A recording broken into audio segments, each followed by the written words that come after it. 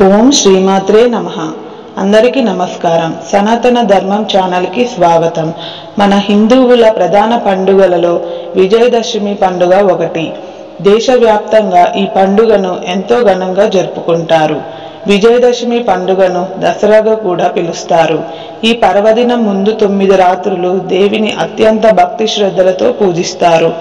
శరన్నవరాత్రులో అమ్మవారిని ఒక్కో రోజు ఒక్కొక్క రూపంలో అలంకరించి పూజిస్తారు. తొలి 3 రోజులు పార్వతీదేవిగా, తర్వాతి 3 రోజులు లక్ష్మీదేవిగా, చివరి 3 రోజులు సరస్వతీదేవిగా ఆరాధిస్తారు. నవరాత్రులో దేవిని పూజిస్తే 10 జన్మల పాపాలు తొలగిపోతాయని ప్రగాఢ నమ్మకం. శరన్నవరాత్రులో నవదుర్గల అలంకారంలో పరాశక్తి దర్శనమిస్తుంది. మొదటి రోజు శైలపుత్రిక, రెండవ రోజు బాలత్రిపుర సుందరీదేవిగా, మూడవ రోజు గాయత్రీదేవిగా, నాలుగవ రోజు కామేశ్వరి దేవిగా, ఐదవ రోజు అన్నపూర్ణదేవిగా, ఆరవ రోజు శ్రీ మహాలక్ష్మిగా, ఏడవ రోజు పరాశక్తి దుర్గాదేవిగా, ఎనిమిదవ రోజు మహిషాసురమర్దిని దేవిగా, 9వ రోజు రాజరాజేశ్వరి అలంకరణలో అపరాజిత దేవిగా దర్శనమిస్తుంది. నవరాత్రుల్లో మొదటి రోజు అమ్మవారు త్రిశూలధారిణి అయిన హిమవంతుని కుమార్తెగా, శైలపుత్రిగా నందివాహనంపై భక్తులకు దర్శనమిస్తుంది. శైలపుత్రి దేవికి పాడ్యమి రోజు విశేషంగా సమర్పించే నైవేద్యం పులగం. తొలి రోజు భక్తి శ్రద్ధలతో అమ్మను పూజించి పులగం నివేదించిన వారికి ఆ తల్లి సకల శక్తి సామర్థ్యాలను, యశస్సును అందిస్తుంది. రెండో రోజు పరాశక్తి బాలత్రిపుర సుందరీదేవి అలంకారంలో భక్తులకు దర్శనమిస్తుంది. త్రిపుర సుందరీదేవి శ్రీచక్రంలోని త్రిపురాత్రయంలో మొదటి దేవత, షోడశ విద్యకు అధిష్టాన దేవత. అందుకే ఉపాసకులు త్రిపుర సుందరి దేవిని అనుగ్రహం కోసం బాలార్చన చేస్తారు. అందుకే ఈరోజు 2 నుంచి 10 ఏళ్ల లోపు బాలికలను అమ్మవారి స్వరూపంగా భావించి కుమారి పూజ చేస్తారు. త్రిశతి పారాయణం గావిస్తారు. మనస్సు, బుద్ధి, చిత్తం, అహంకారం త్రిపుర సుందరి దేవి ఆధీనంలో ఉంటాయి. సంతానాన్ని అనుగ్రహిస్తుంది. అభయహస్త ముద్రతో అక్షమాల ధరించిన జగన్మాతను ఆరాధిస్తే మనోవికారాలు తొలగిపోతాయి. వేద స్వరూపం గాయత్రీదేవి, అన్ని మంత్రాలకు మూలశక్తి. గాయత్రి మంత్రం 3వ రోజు ముక్త, విద్రుమ, హేమ, నీల, ధవల వర్ణాలు కలిగిన 5 ముఖాలతో శంఖం, చక్రం, గద, అకుశం ధరించి దర్శనమిస్తుంది. గాయత్రి ఉపాసనతో మంత్రసిద్ధి, బ్రహ్మజ్ఞానం కలుగుతాయి.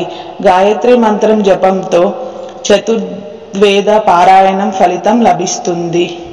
ఓం భూర్భువస్వః తత్సవితుర్వరేణ్యం భర్గో దేవస్య ధీమహి ధియో యో న ప్రచోదయాత్ అనే మంత్రాన్ని జపిస్తే అమ్మను ధ్యానించాలి. త్రిపురాత్రయంలో లలితాదేవి రెండో శక్తి. దేవి ఉపాసకులకు ముఖ్య దేవత. త్రిగుణాతీతమైన కామేశ్వర స్వరూపంలో 5వ రోజు దర్శనమిస్తుంది. లక్ష్మీ సరస్వతులు ఇరువైపులా నిలబడి విజయమారాలు వీస్తుండగా శ్రీ చక్ర అధిష్టాన శక్తిగా కొలువుదీరుతుంది. చెరుకుగడ్డ, విల్లు, పాశంకుశాలను ధరించి భక్తులకు వరాలిస్తుంది. లలితాదేవి విద్యా స్వరూపిణి, మాంగళ్య సౌభాగ్యాన్ని ప్రసాదిస్తుంది. దేవి అనుగ్రహం కోసం సువాసిని పూజ చెయ్యాలి. సమస్త సుఖాలు ప్రసాదించే శక్తి స్వరూపిణి లలితాదేవి. శరన్నవరాత్రులో మూలా నక్షత్రానికి చాలా విశిష్టత ఉంది. జగన్మాత చదువుల తల్లి సరస్వతి రూపంలో దర్శనమిచ్చే రోజు. బ్రహ్మ చైతన్య స్వరూపిణిగా సరస్వతిని పురాణాలు అభివర్ణించాయి. శ్వేత పద్మాన్ని ఆసనంగా అధిష్ఠించి వీణ, దండ, కమండలం, అక్షమాల ధరించి అభయముద్రలతో భక్తులకు అజ్ఞాన తిమిరాలను దూరం చేస్తుంది. త్రిశక్తి రూపంలో సరస్వతి 3వ శక్తి రూపం. సంగీత సాహిత్యాలకు అధిష్టాన దేవత.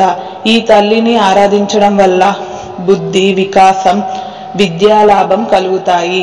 5వ రోజు అమ్మవారిని అన్నపూర్ణాదేవిగా అలంకరిస్తారు. ప్రాణకోటికి జీవనాధారం అన్నం. అందుకే అన్నం పరబ్రహ్మ స్వరూపం అంటారు. సాక్షాత్తు పరమేశ్వరుడికే భిక్ష పెట్టిన దేవత అన్నపూర్ణాదేవి. ఈ తల్లిని ధ్యానిస్తే ధనధాన్య వృద్ధి, ఐశ్వర్య సిద్ధి కలుగుతాయి. అన్నపూర్ణాదేవి ధరించిన రసపాత్ర అక్షయ శుభాలను అందిస్తుంది. 2 చేతులలో మాలలను ధరించి అభయవరద హస్త ముద్రాలను ప్రదర్శిస్తూ గజరాజు సేవిస్తుండగా శ్రీ మహాలక్ష్మి రూపంలో అమ్మవారు దర్శనమిస్తారు. మహాలక్ష్మి సర్వమంగళకారిణి, ఐశ్వర్యప్రదాయిని. అష్టలక్ష్ముల సమిష్ట రూపమే మహాలక్ష్మి. డోలాసురుడు అనే రాక్షసుడిని వధించింది. శక్తిత్రయంలో మధ్యశక్తి. మహాలక్ష్మిని ఉపాసిస్తే ఫలితాలు త్వరగా కలుగుతాయి. యా దేవి సర్వభూతేషు లక్ష్మీ రూపేణ సంస్థిత అంటే అన్ని జీవాలలోనూ ఉండే లక్ష్మీ స్వరూపం దుర్గాదేవిని చండీ సప్తసతి చెబుతుంది. శరన్నవరాత్రుల్లో మహాలక్ష్మిని పూజిస్తే సర్వమంగళ మాంగళ్యాలు కలుగుతాయి. దుర్గాతులను నివారించే పరాశక్తి దుర్గాదేవిగా దర్శనమిస్తుంది. ఈ అవతారంలో దుర్గముడగే రాక్షసుడు అమ్మవారు సంహరించినట్లుగా పురాణాలు చెబుతున్నాయి. పంచప్రకృతి మహాస్వరూపాల్లో మొదటిది దుర్గా రూపం. భవబంధాలలో చిక్కుకున్న మానవుడిని అనుగ్రహించి మోక్షాన్ని ప్రసాదించే మాత. కోటి సూర్యప్రభాలతో వెలుగొందే అమ్మను అర్చిస్తే శత్రుపీడనం తొలగిపోతుంది. సర్వత్రా విజయం ప్రాప్తిస్తుంది. ఎర్రని వస్త్రం సమర్పించి ఎర్రటి అక్షింతలు, ఎర్రటి పుష్పాలతో అమ్మను పూజించాలి. నవ అవతారాల్లో మహిషాసురమర్దిని మహోగ్ర రూపంగా భావిస్తారు. మహిషాసురుని సంహరించిన అశ్వయుజ శుద్ధ నవమిని మహర్నవమిగా జరుపుకుంటారు. సింహవాహనాన్ని అధిష్ఠించి ఆయుధాలను ధరించి చండీ సకల దేవతల అంశాలతో మహాశక్తి స్వరూపంగా దర్శనమిస్తుంది. ఈ తల్లిని పూజిస్తే సకల దేవతలు అనుగ్రహం కలుగుతుంది. మహిషాసురమర్దిని ఆరాధన వల్ల భయాలన్నీ తొలగిపోతాయి. సర్వ కార్యాల్లో విజయం సిద్ధిస్తుంది. శరన్నవరాత్రులో అమ్మవారి చివరి అలంకరణ రాజరాజేశ్వరి దేవి. భువన బ్రహ్మాండాలకు ఆరాధ్య దేవత. మహాత్రిపుర సుందరిగా పూజలు అందుకుంటుంది.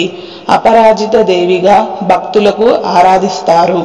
పరమేశ్వరుడి అంకం ఆసనంగా ఇచ్చా, జ్ఞాన, క్రియా శక్తులను భక్తులకు అనుగ్రహిస్తుంది తల్లి.